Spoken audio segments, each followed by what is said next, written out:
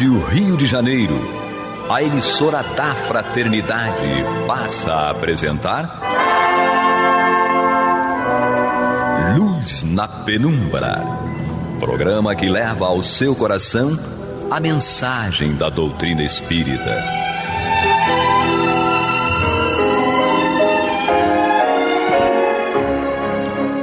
E com vocês, André Afonso Monteiro, para o estudo do livro A Gênese, da obra codificada por Allan Kardec. Olá, amigo ouvinte da Rádio Rio de Janeiro, emissora da Fraternidade. É uma alegria estar aqui com você para retomarmos o estudo da obra A Gênese. Hoje, a partir do item Doutrina dos Anjos Decaídos, ainda aqui no capítulo 11 da obra A Gênese. E, amigos ouvintes,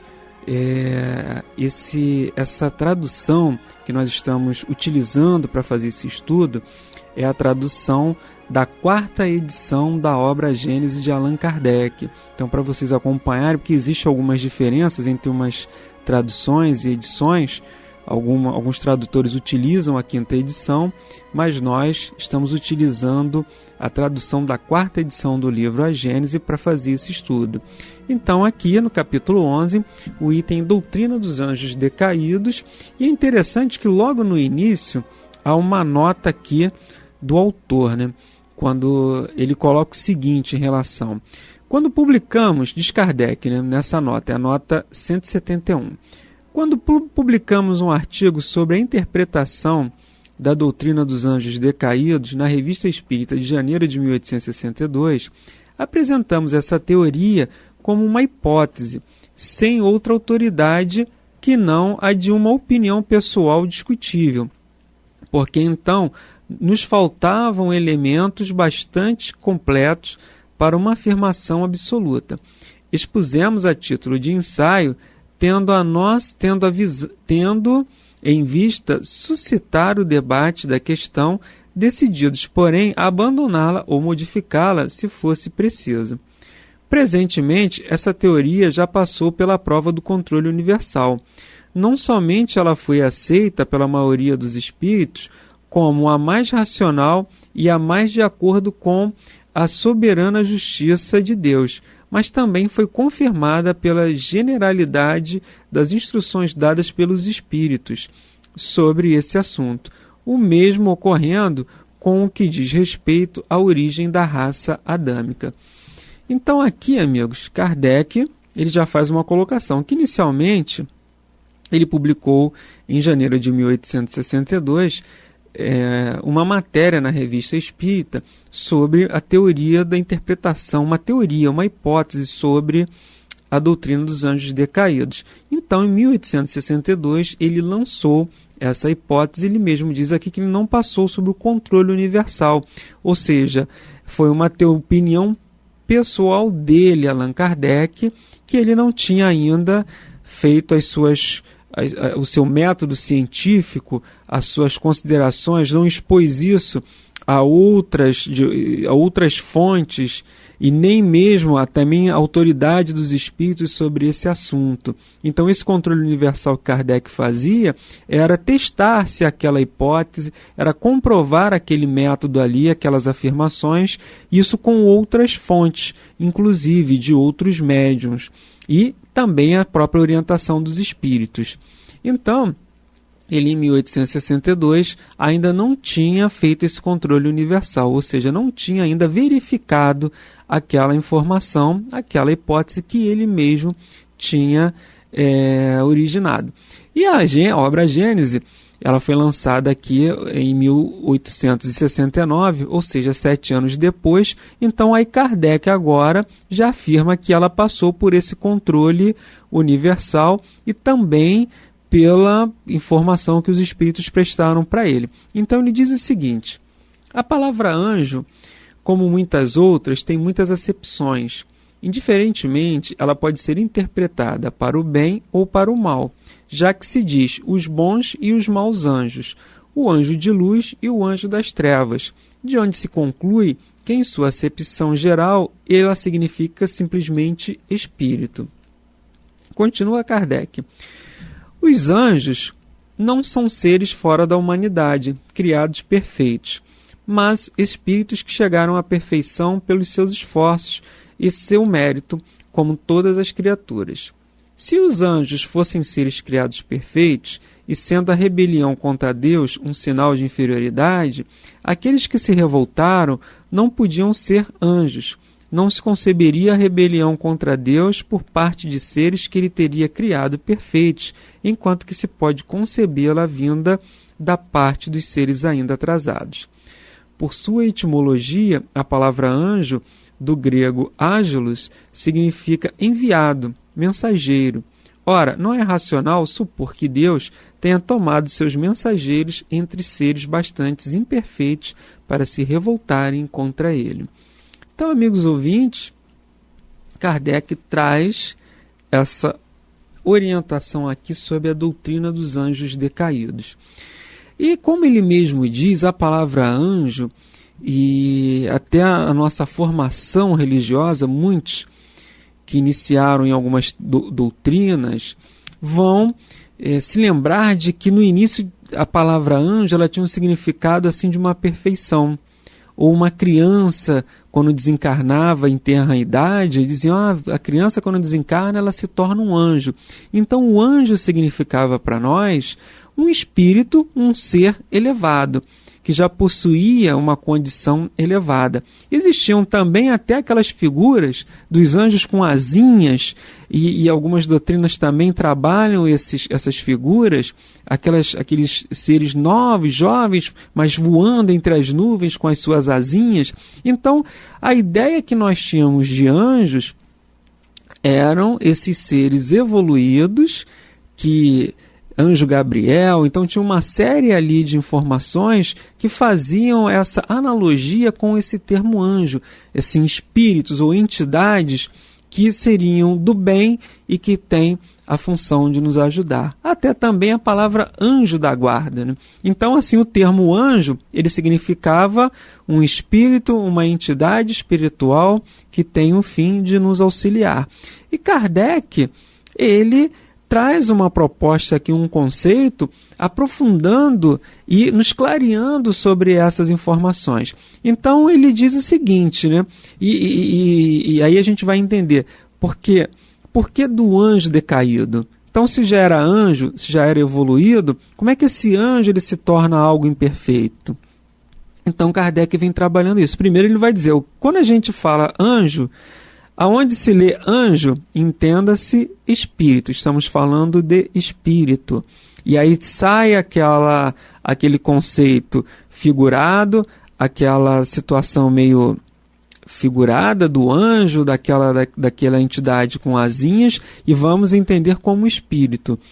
E ele vai dizer que os anjos não são seres fora da humanidade, criados perfeitos, porque a ideia que se tinha era essa, aquele ser que foi criado perfeito e que, beirando essa perfeição, ele nos auxiliaria também, nos protegendo e nos amparando e consolando nos momentos difíceis. Então, assim, primeiro ele derruba essa tese desse ser criado perfeito, porque isso foge da racionalidade, isso foge também da inteligência e da bondade e da justiça de Deus, porque Deus não faz distinção entre a sua criação. Então ele não poderia criar alguém perfeito em detrimento de outro que foi criado imperfeito, de uma forma criando assim uma discriminação. Então Deus não poderia criar esse tipo de classificação já criando alguém perfeito ou imperfeito, porque isso seria contrário à sua inteligência e à sua soberana justiça e bondade.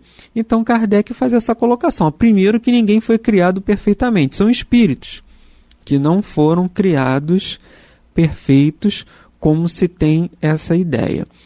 E aí entra numa outra esfera da nossa questão aqui, é porque essa teoria dos anjos decaídos seriam de anjos que teriam se rebelado contra Deus e aí criado esses locais e agrupado, arregimentado outros espíritos, outros anjos para contrapor e para criar obstáculos à obra e à ideia de Deus. Então, seria um contrassenso muito grande entender dessa maneira, porque se ele já se tornou anjo, se ele já é perfeito, ele nunca poderia regredir ou apresentar um comportamento distinto desses seres perfeitos. Então, inicialmente, a gente tem uma ideia assim folclórica, meio figurada do anjo, aquele ser de asas. Temos também a figura do nosso anjo da guarda, que também é um termo utilizado. E Kardec ele vem dizer aqui, esse folclore, esse sentido figurado de anjo não existe. O que nós temos são espíritos que atingiram a sua perfeição de acordo com a lei de reencarnação, de acordo com a sua vivência espiritual. Mas, amigos ouvintes, nós faremos uma pequena pausa e retornaremos em instantes com o segundo bloco do programa A Gênese. Você está ouvindo pela Rádio Rio de Janeiro o programa Luz na Penumbra, com estudo de A Gênese, na apresentação de André Afonso Monteiro. Amigos ouvintes, nós retornamos aqui com o item do capítulo 11 da obra A Gênese, falando a doutrina dos anjos decaídos. Nós conversávamos primeiro sobre esse sentido folclórico figurado do termo anjo, que dava aquela ideia lá daquele ser de asas e que foi criado perfeito. E fazendo uma analogia também com as crianças, quando desencarnavam, que se tinha uma ideia de que elas virariam anjos. As doutrinas, em algum momento, ensinavam isso para a gente. Virou um anjo, desencarnou uma criança, se tornou um anjo. E o anjo, na concepção da doutrina espírita, para a gente, é aquele espírito que já atingiu uma evolução moral e intelectual que beira a perfeição. São aqueles espíritos mais evoluídos, e nós os chamamos de alguma maneira de anjo. É o meu anjo da guarda, aquele anjo que está me guiando. Mas não nesse sentido figurado, afastando o sentido figurado, mas sim daquele espírito evoluído que atingiu essa evolução de acordo com as reencarnações, com o processo de reencarnação. E no item seguinte, Kardec ele vai falar isso. Até que os espíritos tenham atingido um certo grau de perfeição, eles estão sujeitos a falhar, seja no estado de erraticidade, seja no de encarnação. Falhar é infringir a lei de Deus. Embora esta lei esteja inscrita no coração de todos os homens, para que não tenham necessidade da revelação para conhecer seus deveres, o espírito só a compreende gradualmente e à medida que sua inteligência se desenvolve. Aquele que infringe essa lei por ignorância e falta de experiência, que só se adquire com o tempo, incorre apenas em uma responsabilidade relativa. Mas com relação àquela cuja inteligência é desenvolvida, que tendo todos os meios de se esclarecer, infringe a lei voluntariamente e faz o mal com conhecimento de causa, isso é uma revolta, uma rebelião contra a lei de amor, contra o autor da lei de amor, que é Deus no caso.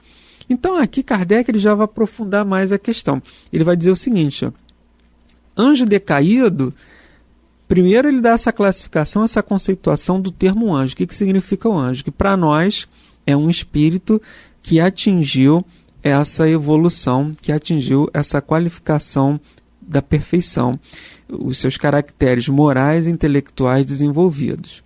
Então, Kardec começa aqui no item 43 falando sobre isso. Até que os espíritos tenham atingido um certo grau de perfeição, eles estão sujeitos a falhar. Então, assim, se ele ainda comete erros, se ele ainda comete equívocos, ele ainda não é um espírito evoluído, não é um espírito que atingiu esse grau de perfeição. E Kardec vai dizer que isso pode acontecer tanto encarnado como no estado de erraticidade.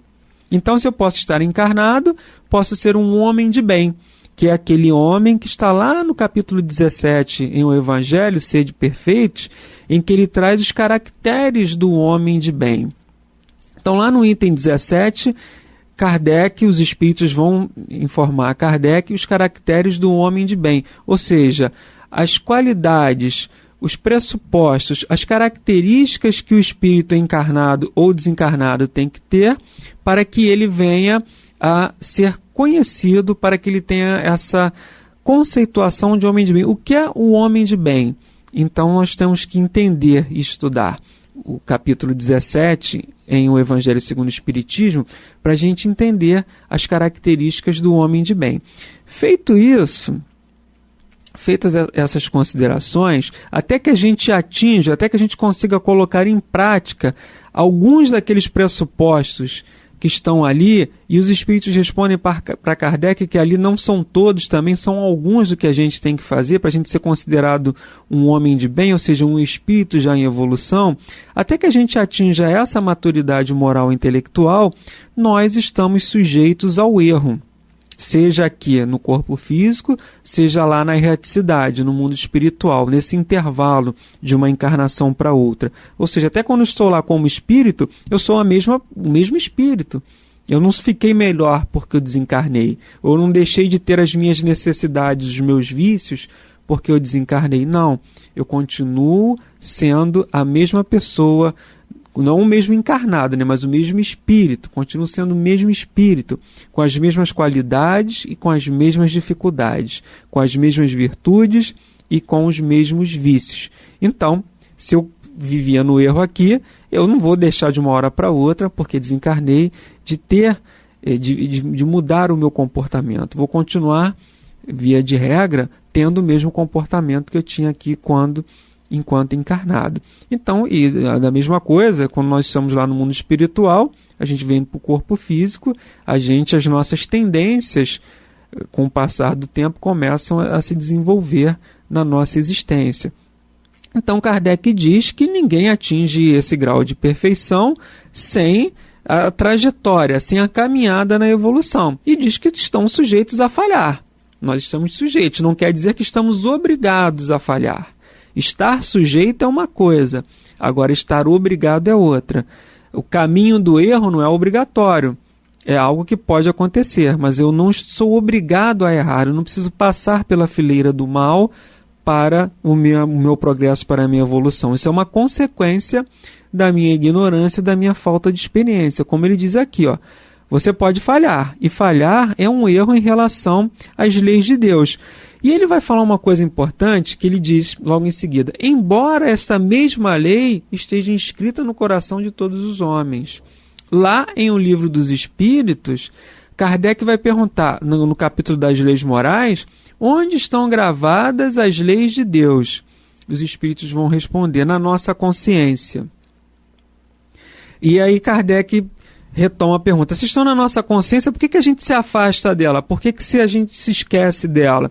E os espíritos, a gente não coloca ela em prática automaticamente. Os espíritos vão dizer que o nosso egoísmo, a nossa rebeldia, faz com que a gente se afaste dessas leis. E Kardec reitera isso aqui em A Gênese. Ele vai dizer: embora esta lei esteja inscrita no coração de todos os homens, para que não tenham necessidade de revelação, ou seja, coração e consciência, se elas estão gravadas na nossa consciência, a gente não teria necessidade de uma revelação sobre essas leis. Mas, de alguma maneira, pelo nosso egoísmo, pela nossa rebeldia, a gente se esquece dessas leis. E aí precisa vir a revelação para a gente lembrar aquilo que está gravado na nossa consciência. Então ele diz, não deveria ter essa necessidade dessa revelação para a gente saber o que é certo e o que é errado, para a gente conhecer quais são os deveres que nós temos como espíritos, como seres imortais e também como seres reencarnados. Então nós temos deveres, direitos e deveres que estão gravados na nossa consciência. E aí ele vai dizer, o espírito só compreende gradualmente e à medida que sua inteligência se desenvolve. Então elas estão lá, gravadas na minha consciência, mas pela minha incapacidade de interpretação, pela minha restrição intelectual, eu só vou conseguir compreender à medida que a minha inteligência se desenvolve. É mais ou menos assim, né? Quando a gente até lê alguma coisa, eu entendi, mas eu não compreendi. Eu sei que tem que ser, eu sei que eu tenho que fazer isso. Mas por que eu tenho que fazer isso? Quais as consequências? Quais as causas e as consequências de eu ter que seguir esta regra? É mais ou menos quando a gente fala com o nosso filho: você não pode fazer isso, você não pode colocar o dedo na tomada. Por que eu não posso? A criança pergunta, né? por que eu não posso? A gente faz isso com Deus. Deus diz, você tem que ter cuidado, e essa lei está gravada na nossa consciência. Quando ele diz, fala conosco, fala ao nosso coração, é porque nós somos uma parte, tem um princípio de Deus em nós, né? Então, da divindade em nós. Então, a gente interage com ele automaticamente. Então, ele diz, você não pode cometer esse erro. E a gente fica, mas por quê? Porque a gente ainda não compreende. Da mesma forma como a criança não compreende que se ela colocar o dedo na tomada, ela pode tomar um choque. Da mesma maneira que a gente não compreende muitas vezes que se a gente fizer um erro, se a gente prejudicar uma pessoa, se a gente cometer um ilícito moral, isso vai trazer uma consequência. Da mesma maneira que aquela criança vai ter uma consequência de tomar um choque ao colocar o dedo na tomada, nós vamos também ter uma consequência toda vez que a gente infringe uma lei de Deus. E essas consequências, elas são variáveis. Elas vão variar de acordo com o nosso desenvolvimento e com o grau também de erro que nós cometemos. Então, quem comete um homicídio, ele vai ter uma consequência. Quem joga o lixo no chão também vai ter uma consequência. Agora, qual o grau dessas consequências vai depender de cada um. Isso vai variar do tipo de ilícito que nós cometemos em relação às leis de Deus, como também da nossa condição. Será que eu sabia? Qual era a minha compreensão de que eu não podia cometer esse fato? E Kardec, ele continua aqui, aquele que infringe essa lei pela ignorância e falta de experiência, que só se adquire com o tempo, incorre apenas em uma responsabilidade relativa. Então, assim, se eu tenho uma ignorância em relação, mas essa ignorância também é relativa nessa falta de experiência, você não pode cometer um ilícito, porque você comete um ilícito, isso tem uma consequência. Eu não conheço, eu não compreendo que eu vou ter essa consequência, então eu faço. Agora, é pior para aquele que sabe que vai ter uma consequência e mesmo assim ele comete aquele equívoco. E aí a responsabilidade de nós espíritas, porque nós temos um conhecimento, não é que nós somos melhores do que ninguém, não é isso, mas o nosso entendimento, a nossa capacidade de compreensão dessa consequência é maior. Então, assim, aquele que não acredita, por exemplo, na imortalidade da alma, apesar dele ter isso intuitivamente e dessa lei estar gravada na consciência dele, no coração dele, não acredita na reencarnação, não acredita na imortalidade da alma. Então, ele comete suicídio, tem uma consequência. Ele comete um aborto, tem uma consequência. Agora, aquele que tem a certeza, ou pelo menos a ideia vaga da imortalidade da alma. Ele comete um suicídio, ou comete um aborto, faz uma prática de aborto, de um homicídio. A consequência para ele vai ser diferente porque ele já tem um prévio conhecimento ou uma ideia sobre aquele tema, sobre aquele assunto, sobre a imortalidade da alma, sobre a lei de causa e efeito. Para o materialista não, o que eu estou fazendo aqui não importa, porque a vida acaba com a morte. E agora o espírita, que já sabe que a vida continua, a consequência para ele vai ser diferente, vai ser mais agravada. Ou não necessariamente para o espírita, mas para aquele que já tem uma ideia, de acordo com a sua religião, já tem uma ideia da imortalidade da alma. Então, ele diz, aquele que infringe essa lei por ignorância, falta de experiência, que só se adquire com o tempo, incorre apenas uma irresponsabilidade relativa. Mas com relação àquele cuja inteligência é desenvolvida, que tendo todos os meios de se esclarecer, infringe a lei voluntariamente e faz o mal com conhecimento de causa, isso é uma revolta, uma rebelião contra a lei de amor. É também aquelas pessoas que já têm um nível intelectual muito grande, mas que mesmo assim se aproveitam da sua inteligência e prejudicam outras pessoas. Não cumprem o seu dever, muito pelo contrário, infringem direitos alheios, direitos de terceiros, têm consciência de que estão fazendo uma coisa errada, mas mesmo assim continuam nesse erro, vão ter uma consequência maior. Amigos ouvintes, nós chegamos ao final do nosso programa, desejando a todos muita paz em seus corações e até a próxima semana, se Deus quiser. semana, se Deus quiser. Na semana.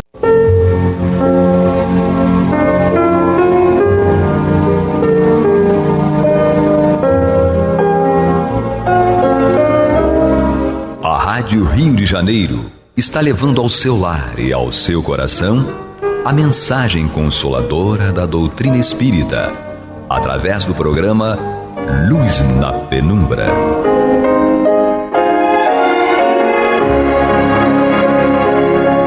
E agora com vocês, Nádia do Couto Vale, para comentar o céu e inferno ou a justiça divina segundo o Espiritismo, da obra codificada por Allan Kardec. Amados ouvintes, paz e luz às nossas mentes e corações, hoje e sempre, no momento em que continuamos juntos o estudo desta obra, agora iniciando o capítulo 8º da primeira parte, no qual o nosso amado codificador Allan Kardec trata dos anjos, a conceituação dos anjos segundo a Igreja e a refutação dessas considerações teológicas católicas e os anjos segundo o Espiritismo. Nós vamos começar esse estudo com a participação generosa, querida, da nossa amiga, da nossa irmã Fátima Miranda, que continua aqui conosco estudando esta obra. Outra vez, muito obrigada, Fátima. Agradeço a Jesus. Então, vamos lá. Os anjos segundo a Igreja. Todas as religiões têm tido anjos sob vários nomes, isto é, seres superiores à humanidade, intermediários entre Deus e os homens. Negando toda a existência espiritual fora da vida orgânica, o materialismo naturalmente classificou os anjos entre as ficções e alegorias. A crença nos anjos é parte essencial dos dogmas da Igreja, que assim os define. Aqui o nosso querido Kardec nos reporta a uma nota de rodapé, em que ele diz que extraiu este resumo que nós temos aqui na primeira parte deste capítulo, da pastoral do Monsenhor Gusset, que era cardeal arcebispo de Reims, para a quaresma de 1864. Por ele, podemos, pois, considerar os anjos, assim como os demônios, cujo resumo tiramos da mesma origem, isso diz Kardec. E citamos no capítulo seguinte como última expressão do dogma da Igreja neste sentido. Nós sabemos que a palavra dogma, né, ô Miranda, é supostamente uma verdade que não pode ser contestada. Né? Mas então vamos lá. Todas as religiões têm anjos, Miranda? Ele diz aqui que todas as religiões, né, compreendem que essa condição de anjo é algo que transcende a humanidade, mas que, sem perceber e analisar a realidade do mundo espiritual. Uhum.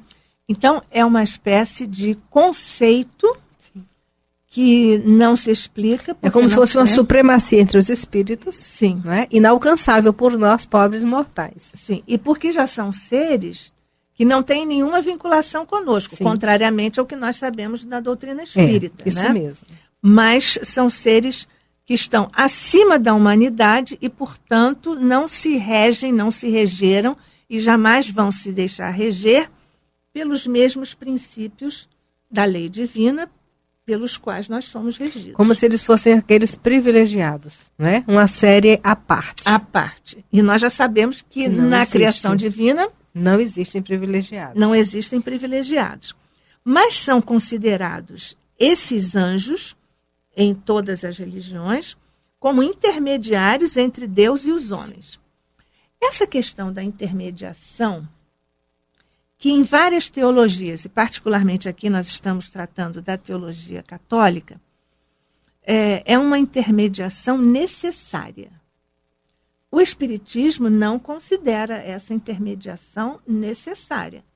Como é que o Espiritismo lida com isso? Nós podemos falar com Deus, com nosso Pai, com Jesus, de nós próprios. Abrimos o nosso coração e conversamos com nosso Pai.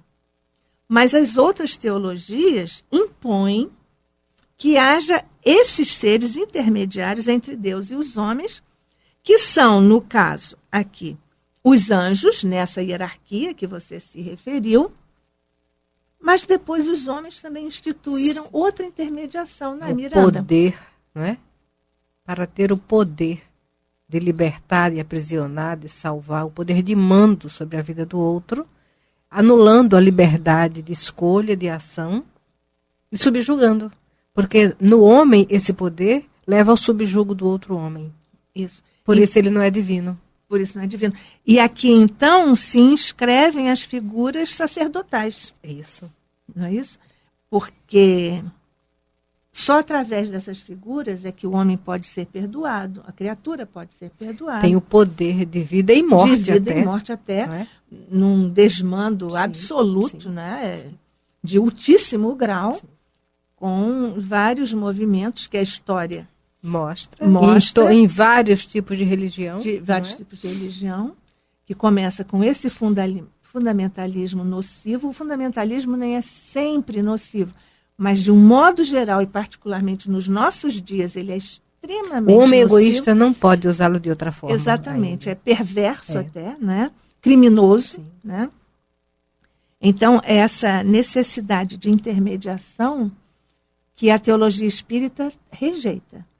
E é nisso que nós vamos observar que na casa espírita, no movimento espírita, dentro do que a doutrina nos apresenta, aqueles que já têm mais maturidade e compreensão, ele vai ser o nosso facilitador. Mas ele não é senhor com poder de decisão e de escolha sobre nós. Sobre nós. Nós podemos até, pela doutrina espírita assim esclarecidos, nós podemos orar, Sim. pedir auxílio a um amigo espiritual, mas ele não se coloca como intermediário necessário e indispensável para levar um pedido a Deus, nosso Pai. Né? E Jesus, quando ele diz assim, eu sou o caminho, a verdade e a vida. Não é? Ele não está personificando alguém que é abaixo dele e acabou. Mas, na realidade, ele está mostrando que a mensagem que ele nos traz nos conduz ao verdadeiro caminho e nos dá posse da verdadeira vida. Exatamente isso, que essa posse da verdadeira vida, que é um legado de Deus à própria criatura, Sim. não é isso? É uma outorga Sim, divina sim. para a criatura e que Jesus respeita, todos os amigos espirituais respeitam, porque é inviolável Isso. essa condição de liberdade do espírito na criação. Então, seguindo aqui o item 1, o primeiro item desse capítulo 8º, os anjos. Negando toda a existência espiritual fora da vida orgânica, o materialismo naturalmente classificou os anjos entre as ficções e alegorias. A crença nos anjos é parte essencial dos dogmas da Igreja que assim os define. Vamos por parte. O materialismo. Para o materialismo, se não existe Deus... Para o materialismo, a religião seria um ópio. Exatamente. Né? Para colocar o homem numa condição de ilusão permanente, distanciando ele do que o materialista julga que deve ser o necessário. Isso. Então, para o materialismo, não havendo Deus, portanto, não há anjos, Sim. Não há espíritos. Então, como é que o materialismo classifica? Diz aqui Kardec. Isso é uma ficção, é uma criação mental, é uma ilusão. Você acabou de usar a palavra ilusão mesmo, né? É uma construção mental de seres que precisam se apoiar, não é isso? Precisam dessas muletas psicológicas. Ou então são alegorias, né? Figuras. Mas na teologia da Igreja Católica, essa crença nos anjos é uma parte essencial, crucial dos dogmas da Igreja, ou seja, verdades que não podem ser contestadas, né? Não podem ser discutidas. Não, eu estava lembrando porque a nossa família é de origem a nível de compreensão religiosa católica. Sim. Então, no catecismo foi um Deus nos acuda, porque as perguntas brotam. E eu acho que toda infância, quando é bem trabalhada, nós somos estimulados a raciocinar. Então, essa busca de Deus e certas perguntas, não, aí Porque Deus quis, porque é assim e não dá para falar mais nada. Pois é. Não é? E isso constrange a criança, não é? Porque é uma barreira à expansão da criança, do espírito, né, no corpo infantil, mas ele traz essa bagagem e pode fazer, eu também fiz, perguntas embaraçosas às pessoas que estavam na condição de orientadores religiosos.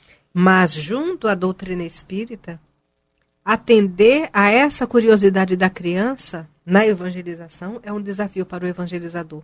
Exatamente. Porque ele tem que estar isso. atento, ele tem que estar atento, ele tem que realmente estar disposto a estudar, a aprender junto com o evangelizando. Preparando aulinhas de evangelização, eu aprendi muito com o evangelizando, porque ele estimula o raciocínio, a necessidade de compreender melhor, nos estimula a buscar, pesquisar, trocar para enriquecer a aula. Pois é, inclusive antecipando as perguntas que o evangelizando pode vir a fazer. Né? Isso que é o que nós professores também fazemos, né? Quando você prepara uma aula, você levanta questionamentos que você considera possíveis que surjam ali durante a sua aula, porque os alunos vão fazer aquelas perguntas e você tem que se preparar. No trabalho da ação evangelizadora também. Sim, sim. Você não só estuda o conteúdo, estuda uma forma de tornar aquele conteúdo palatável, acessível à mente infantil ou infanto-juvenil, e você tem que antecipar o que eles vão fazer com esse conhecimento, né, com essa informação. E tem um detalhe, porque é nisso que aqueles que abraçam a tarefa de evangelização com carinho, eles tornam-se mestre para aqueles alunos. Eu já me surpreendi junto a um grupo de evangelizadores, onde nós percebemos a necessidade de identificar cada um dos evangelizandos, para que a tarefa de passar a mensagem tivesse o alcance de cada um deles no grau de maturidade e compreensão. Isso, perfeito. É assim mesmo que Deus faz conosco. Né? Exatamente.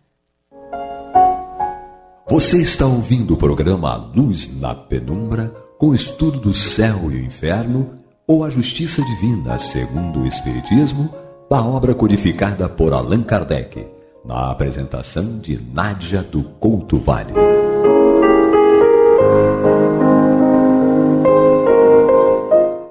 Nós continuamos então aqui o estudo, estamos iniciando o capítulo 8º, os anjos, e na sequência estamos agora no segundo item.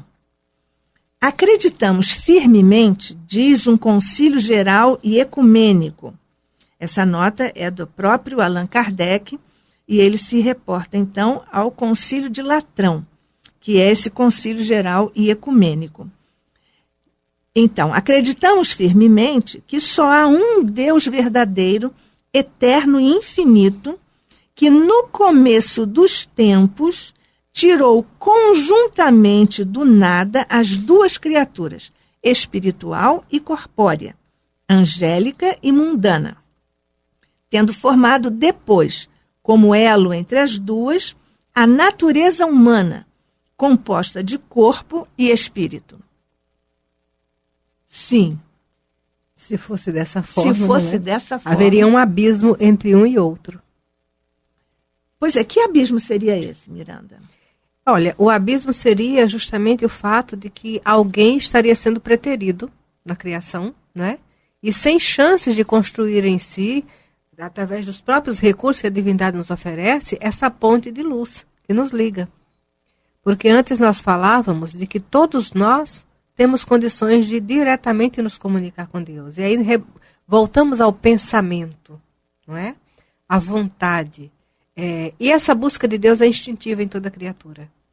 Nós percebemos isso desde o átomo, e aqui nós estamos falando não do átomo primitivo, mas do átomo mesmo da tabela periódica da química, não é? Todo o impulso de vida ali é levando ao Criador. No mineral fica perceptível para nós que estudamos a doutrina espírita, porque é rica em recursos para nos fazer raciocinar assim. No vegetal, no animal e no homem, não é? E essa grandeza divina, que sabe esperar cada tempo em cada uma dessas fases, o que nos difere do animal é justamente o pensamento contínuo, E é esse pensamento contínuo que nos mantém em perfeita ligação com o Pai de uma forma mais lúcida quando nós desejamos isso. Quando nós desejamos. Isso. Pois é, sempre à vontade. À vontade. Por isso que é pensamento e vontade. Exatamente. Por isso que o nosso querido mentor, o nosso filósofo, poeta, como eu adoro chamar o Leon Denis, nos fala sobre esta alavanca do progresso do espírito na Terra. Então, o concílio diz que é uma crença firme da doutrina espírita que só há um Deus verdadeiro, eterno e infinito. Bom, nisso nós concordamos. Sim, sim. No começo dos tempos, tirou conjuntamente do nada as duas criaturas. Aqui é que nós começamos a considerar outras possibilidades. É, né? verdade. A espiritual e a corpórea. Angélica e mundana. Portanto, aqui Como já se começa o corpóreo não tivesse valor. E o mundano também não. E nós sabemos que aqui Isso. no mundo nós temos um campo de aprendizagens, né? É a escola. Tendo formado depois, como elo entre essas duas criaturas, a espiritual e a corpórea, a natureza humana composta de corpo e espírito. Então, o ser, a criatura humana, seria uma espécie de amálgama de duas coisas completamente diferentes que estariam sendo unidas posteriormente. Sim. Não é? A doutrina espírita não avaliza isso. Não, graças a Deus, não. Não, né? Pois é. Então, neste caso, como é que a doutrina espírita vê isso? Olha, a jornada evolutiva. A doutrina espírita vem descortinar para nós esse elo que nos liga espírito e corpo, que é o perispírito. Sim. Com ele nos é fácil perceber essa ligação. Né? O espírito sozinho ele jamais evoluiria sem a matéria. E a matéria só não teria condições de vida. Pois é, inclusive o Kardec pergunta lá no início do Livro dos Espíritos quais os elementos constitutivos do universo. E estão ali como elementos constitutivos o espírito e a matéria, que são de natureza diferente, mas que comungam uma possibilidade ou uma propriedade de estarem juntas, mas não amalgamadas, não como se fosse um concreto, uma massa, não amalgamadas, mas unidas para fins da didaxis, da pedagogia divina. Sim. Pois é. Então, isso aqui seriam, então, algumas fases, né, da criação por Deus. Porque tudo é conquista. Tudo é conquista. Até o perispírito que nós estamos envergamos hoje foi uma construção. Né? Uma construção. Exatamente. Contando com os benfeitores amigos, tudo isso foi conquistado. No livro A Caminho da Luz, Emmanuel, através do Chico Xavier, ele vai falar para nós desse momento. Pois é, você veja aqui como... Estou hesitando em usar a palavra pretensão humana de detalhar o processo de criação divina.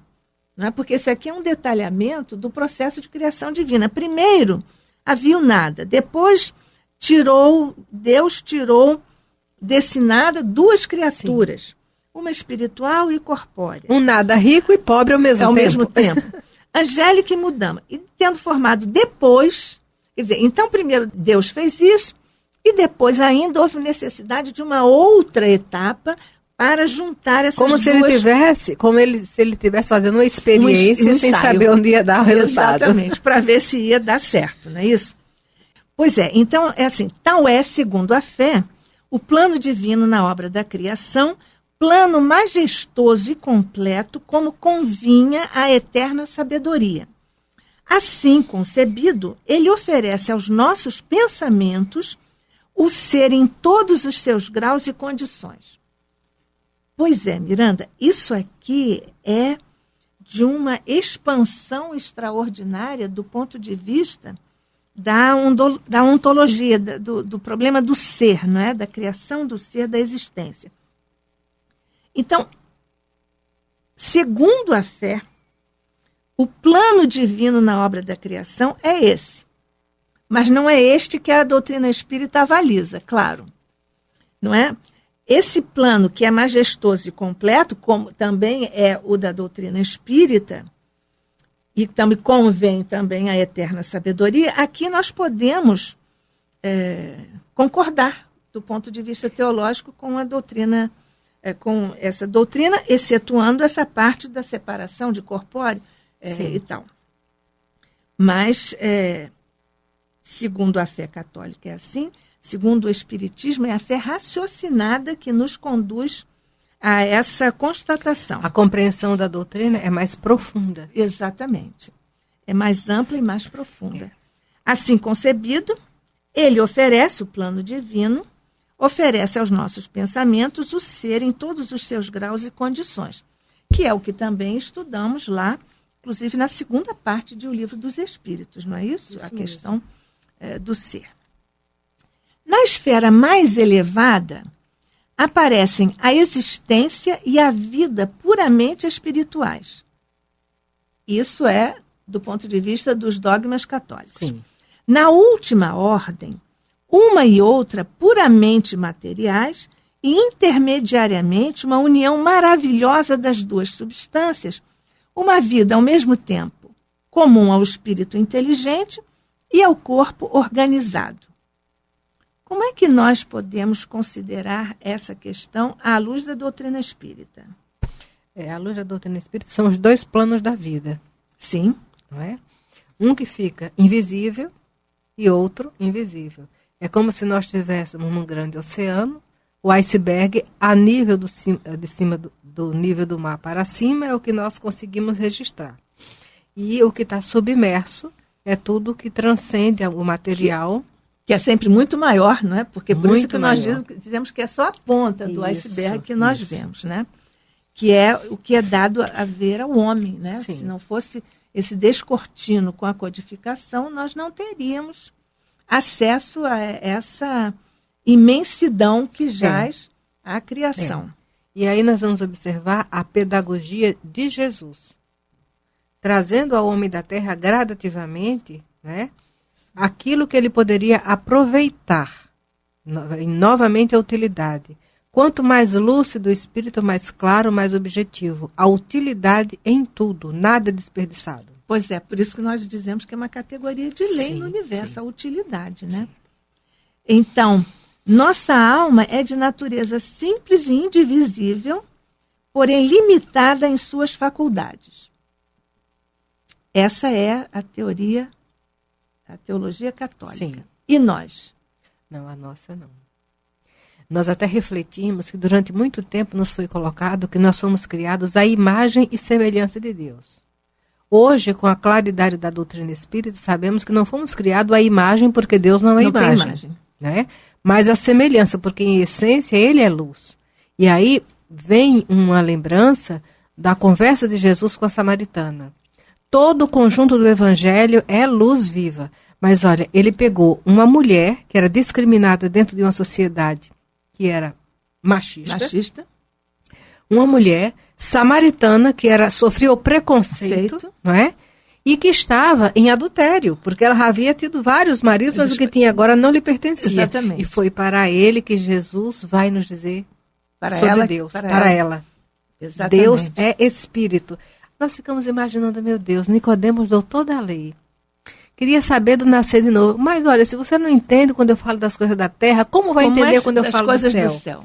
E aquela mulher que sofria preconceito, sofria exclusão, a ela Jesus revela Deus. Pois é, é uma maravilha isso. Aí voltando ao nosso texto, não é? Deus é espírito, então nós somos criados à semelhança divina. É exatamente isso. Então, nossa alma, nós, espíritos, fomos criados em condição de simplicidade e ignorância, e também somos de natureza indivisível. Indivisível, O espírito não se divide, não é isso? Com faculdades ilimitadas. Exatamente. Porque se Deus é a inteligência suprema e nós somos seres inteligentes, temos Deus a nos garantir. Exatamente. Então, nós agradecemos aqui, mais uma vez, a você, Fátima Miranda, querida, por ter estado conosco, estudando o céu e o inferno, a justiça divina, segundo o Espiritismo, agradecendo a vibração do seu coração, a generosidade dos seus comentários, da sua experiência e o transbordamento da sua generosidade. Muito que Deus obrigada. nos conduza, muita paz. Assim seja. E a você também, amigo ouvinte, nós agradecemos por ter estado conosco. Até o nosso próximo encontro, se Deus quiser, com Jesus no coração, sob a sua luz e a sua paz, hoje e sempre. Que assim seja.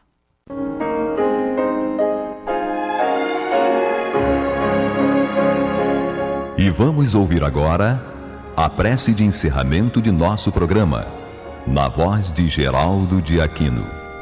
Jesus, dá-nos coragem para a luta, piedade para os insultos e misericórdia para as injustiças e ingratidões. Limpa nossa alma de inveja e ambições mesquinhas, de ódio e de vingança o nosso caminho. E que dentro em pouco, ao recolher-nos de novo ao calor do nosso leito, para que o sono nos dê a paz e o esquecimento das tristezas humanas, possamos sentir, Senhor, no mais íntimo de nosso ser, a doçura indefinível do Teu amor e a grandeza incomparável da Tua divina presença. Que assim seja.